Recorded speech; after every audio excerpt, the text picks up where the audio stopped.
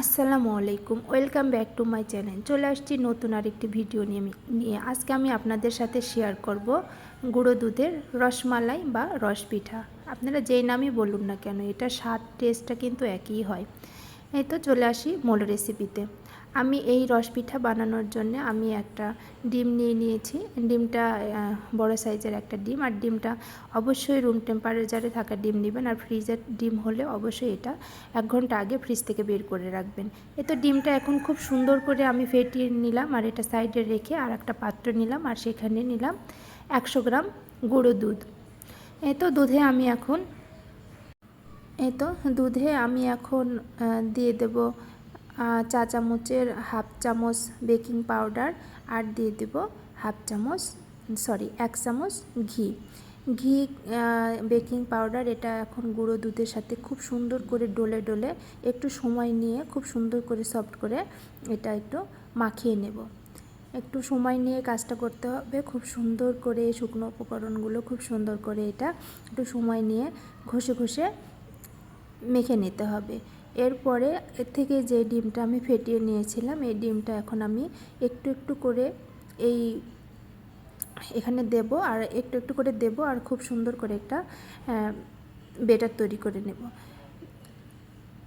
এই কাজটা একটু সময় নিয়ে করতে হবে, আর অবশ্যই ডিমটা অল্প অল্প করে দিয়েই এটা বানিয়ে নেবেন। একসাথে ডিম দিতে যাবেন না, কারণ ডিম কতখানি কি লাগে। তো দেখেন খুব সুন্দর করে আমি ডোটা রেডি করে নিয়েছি। আর ডোটা যখন রেডি করবেন অবশ্যই একটু নরম করেই করবেন। তারপরে এটা 10 মিনিট রেস্টে রাখতে হয়। 10 মিনিট পরে এটা খুব সুন্দরভাবে সেট হয়ে যাবে। তো ফিরে আসলাম 10 মিনিট পরে। আমি এখন খুব সুন্দর করে হাতে একটু ঘি মাখিয়ে নিয়েছি। তারপরে এটা আমি শেপ দিয়ে নিচ্ছি। আমি এখানে একটু বড় করে শেপ দিয়ে নিয়েছি, কারণ আমি এটা একটু পিঠার মতো করেই বানাবো।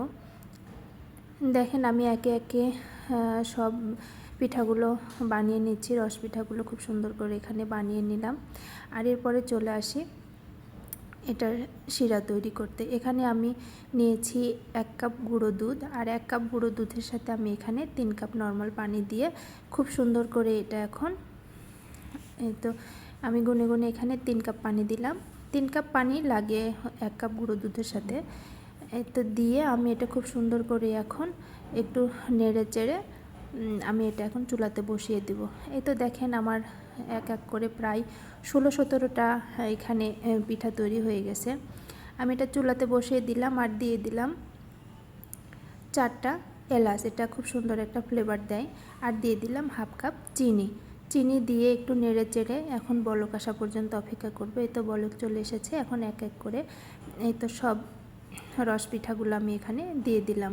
রস পিঠা বা রসমালাই আপনারা যেটাই বলেন না কেন, আমি এটা দিয়ে এখন বারবার এটা ঢাকনা খুলে দিতে হবে, যেন এটা উঠলে বাহিরে না চলে আসে। খেয়াল রাখবেন বারবার এভাবে ঢাকনা খুলে দিয়ে এটার হাওয়াটা বের করে দিতে হবে। আর চুলার হিটটা কিন্তু শুরুর থেকে শেষ পর্যন্ত হাই হিটেই থাকবে। আর এই চুলার তাপ কিন্তু কোনোভাবেই কম বেশি করা যাবে না। মিষ্টি বানানো শুরুর থেকে শেষ পর্যন্ত চুলার হিট কিন্তু হাই হিটেই রাখতে হবে। এভাবে আমি মাঝখানে একবার নেড়ে দিয়েছি 5 মিনিট পরে, তারপরে আবার 10 মিনিট রান্না করে নিয়েছি। আমার রস পিঠা রেডি হয়ে গেছে।